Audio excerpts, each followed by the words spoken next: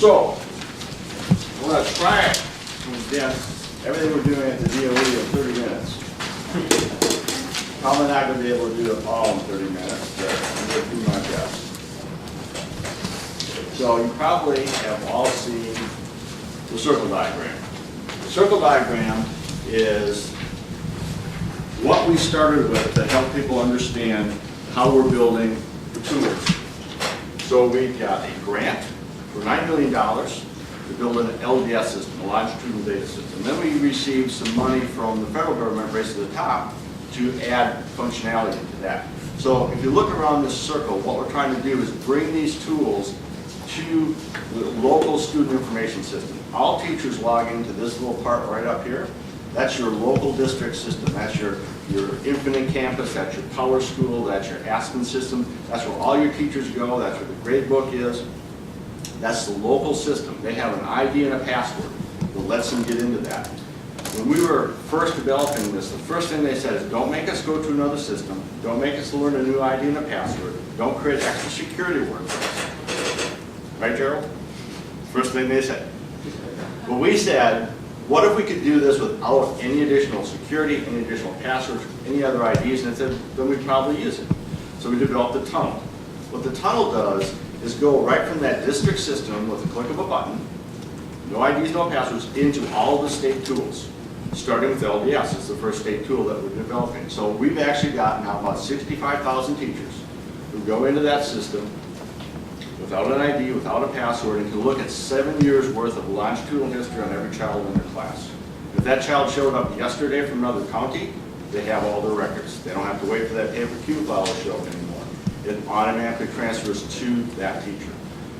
Now I'm going to show you demos of some of these things, but I want to give you an overall strategy of what we're trying to accomplish. So I'm not going to go around that whole set of circles, but that is what we're building. Those are the set of tools that we're building. And what I want to help people understand is that this is all one integrated set of data. So when you're sitting down in one of the bottom tools, it's the same data coming from the same database. So you don't have to worry about multiple places to go. You don't have to worry about multiple data sets. But what I wanted to have people understand is if they go to this slide right here, which is the second thing that I cast out. This really is, if you take all those tools and put them together in a strategic fashion, what are we trying to accomplish? We are trying to create an individualized learning plan for every child in Georgia. Now, you can't do that today. It takes too much work. The closest thing we have to that is when teachers have to do an IEP for a special ed child. They do an IEP, but they don't have time to do an individualized education plan for every student because it's just too labor intensive. We believe, using some of the technology that we're putting in place, that teachers actually be easier for them to do that than what they're doing today with their regular class. So what we're looking at here is a set of tools that are integrated into a process to deliver that personalized learning environment. So I'm going to show you all of these tools today, or as many as I can get through, and show you these tools. They're actually deployed, they're out there. Some of them are being built, some of them are being designed. Because remember, Race to the Top doesn't end for another 18 months, our LDS doesn't end for another 18 months. So we've got a lot of this deployed, we're building on top of it. So it's not like a new thing coming out, it's the same things that teachers see, it's just new features. So this first area right here is what we call our longitudinal data system. That's the first thing that we rolled out. And that contains the things like the dashboards that I'll show you right there. It's got online reports, it's got Lexile scores, it's got the growth model in there. That's all about helping the teacher differentiate in their classroom. Let me get a water before I start choking. Because up until LDS came out, most districts did not have online longitudinal history. Most districts delete that at the end of the year, rely on their paper Q file for historical. And the rest of the time, they just have the current information. What LDS does is give them 7 years of longitudinal history on every child they have. So it really helps them to start the differentiation process. Once you've differentiated your class and actually know who needs help and what kind of help they need, the next things teachers want is help me find resources. Don't make me go out to Google and do a search and get 10 million hits and have me try to figure out which one goes with what. Don't make me do that. Help me with that. So TRL, those next 3 boxes, Teacher Resource Link, is the tool that we're developing to help the teachers get that in their hands with a simple click of a button, already aligned to the Common Core standards or the Georgia Common Core standards. That last box is a metrics tool. That's to help teachers understand, is the differentiation that I've done and the resources that I've used to remediate producing effective education? Are they producing good results? So these are your metrics, your scoreboards, your things like your learning progression map, trying to see where students have mastered their individual standards. Excuse me. Our online assessment tools, and I'm going to show you all those tools as we get into the demo today. Down below is the teacher path. Now, you can't have personalized learning if you don't have 21st century classroom instructors. So down below, we're putting tools in place for teachers to get the professional development to learn how to teach in a blended learning environment. And then we have measurement tools coming, and you know, heard about the 10 scores for teachers, but you're also going to have your growth models that teachers will be able to use. Things like the high school feedback, first time that you'll actually have the ability to look at not only higher education graduates, but also your technical school graduates. That's actually rolled out to high school principals in 10 pilots right now. And I'll show you a demo of that. So this is the process that we're trying to do. This is our strategy at the DOE to deliver a personalized learning environment for every child in Georgia. And these are the tools that we're building to make that happen. Now, if you want to know where do we get this idea from about 60,000 teachers who are using LDS, saying, this is what we want now, this is what we want now, this is what we want now. There's always something more that they want. And so this is basically mirroring what we've been told that they want to help them do their jobs better. Any questions about this before I leap into the demo? Okay. So let me leap into the demo.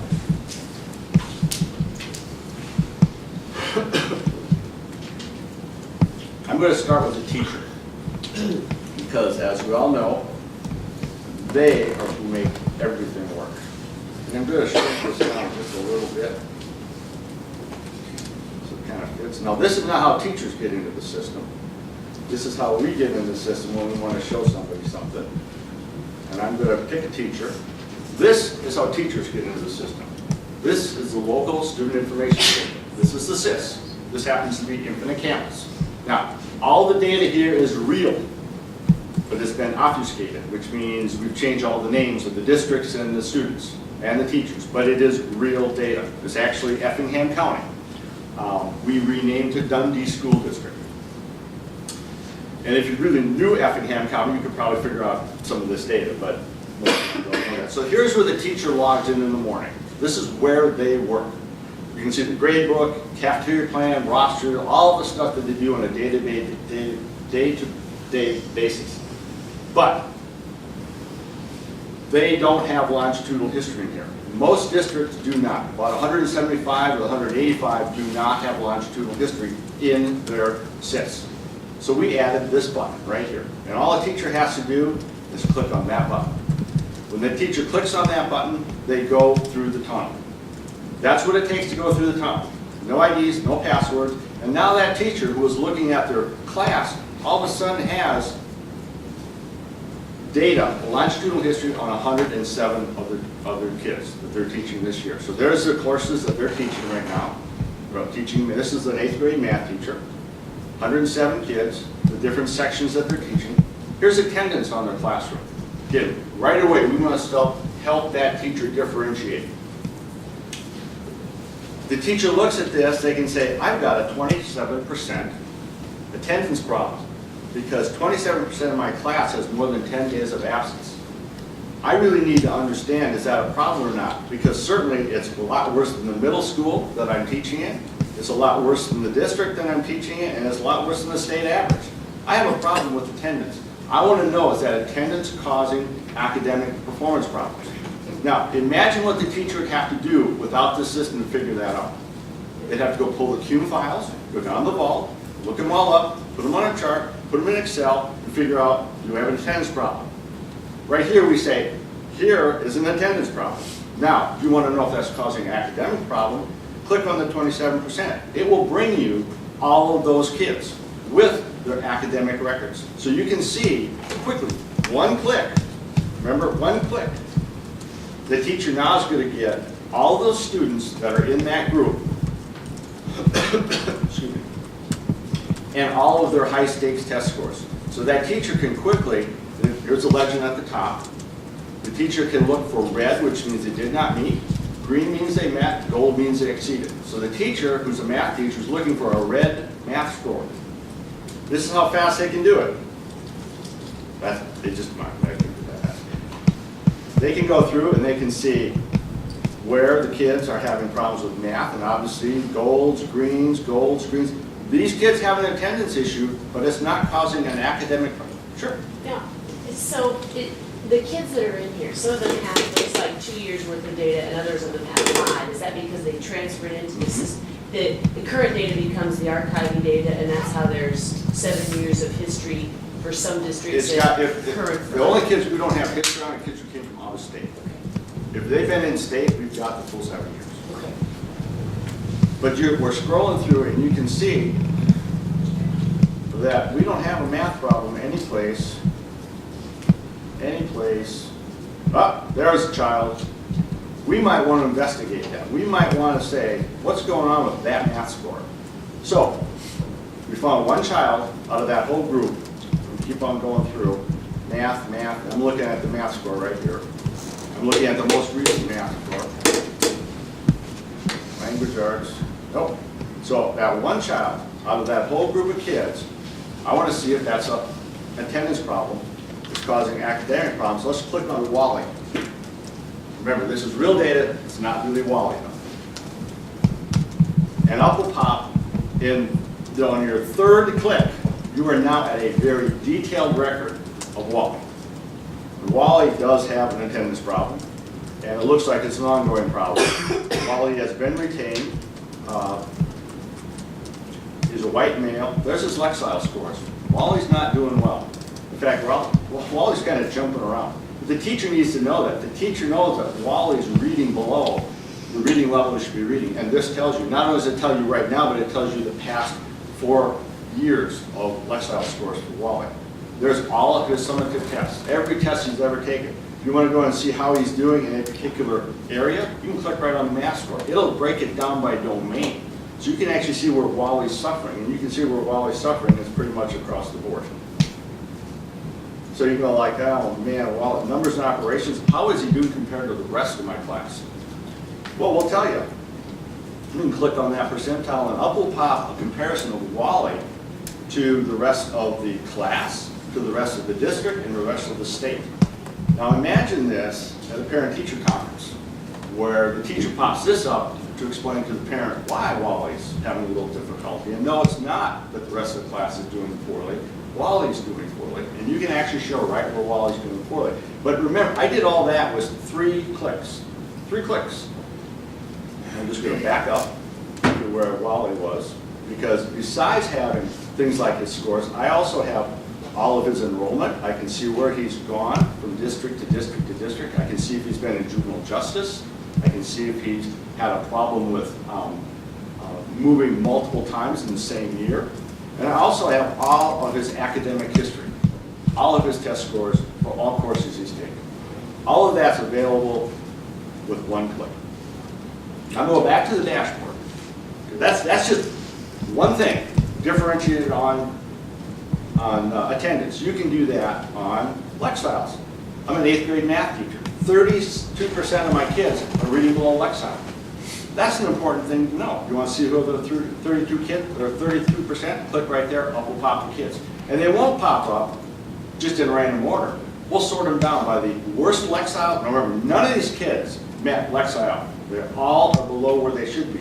But it's good to know for the teacher who is way off the mark. Oh, there's Wally again.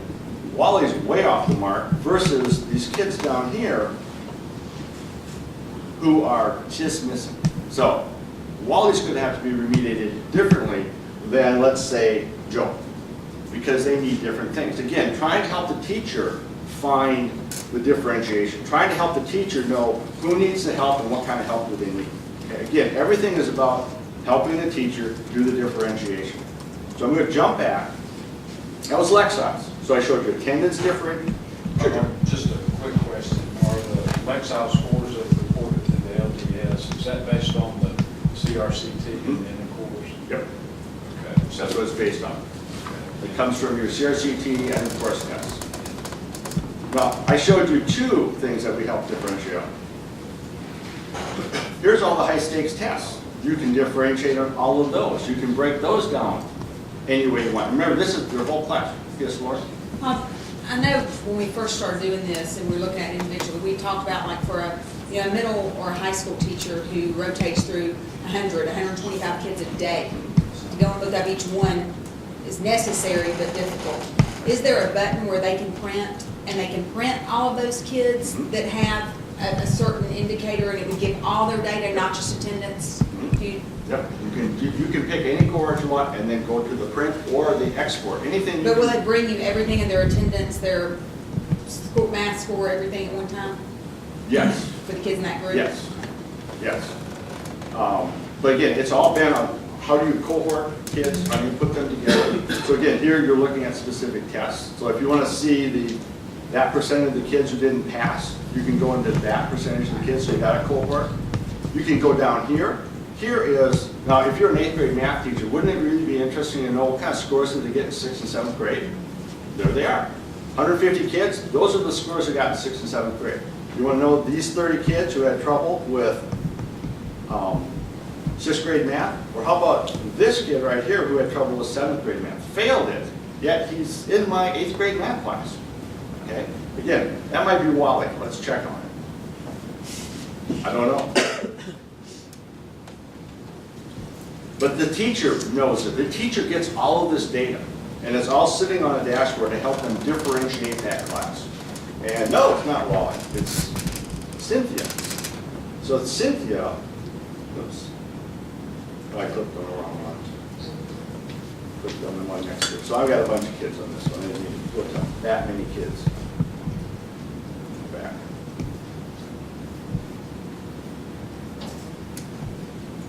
Clicked on the 3. So what that does is it helps the teacher differentiate based on last scores. Or how about this? This is really the most powerful. This one right here, I'm a math teacher. I want to understand what parts of math they haven't mastered as a class. Now, the one that's really important about this, a lot of kids meet the high stakes summative test scores, but they haven't mastered all the topics. But because it's an average, some of these kids will actually go scooting on through without mastering some of the topics. So what I want to show you here, as soon as it loads up, is I'm a math teacher, so I can see most of my kids are exceeding, most are meeting. There's 2 kids out of that 103 who have not met the standard. So when I click on those 2 kids, when I drop this down, I expect to see only 2 kids having trouble. Uh-oh. There's a lot more than 2 kids having trouble. These kids have not mastered those courses. That particular function of geometry has not been mastered by these 5 kids. That helps the teacher find kids who have actually met the standard but still have not mastered a particular domain. Yes, ma'am. Apropos of what I just showed on the history textbook, how do you break out the social studies, what they may not have mastered? What they may not have mastered, you can go into, well, this isn't a social studies teacher, but I'll show you how you do that. You go back to teacher dashboard, because even though it's not a social studies teacher, you can go to the social studies area, which is, if I can pull that up here, hold on a second. Social studies, there's your classroom. Okay, I'm going to click on those kids. It looks like 5 kids did not meet. And so you basically can see at this point in time, there's a kid who did not meet, Kimmy. You can click right on the social studies and it will break it down by domain as to what they didn't meet. You can actually see the scores as far as what they did and didn't meet, but that's how you can see that.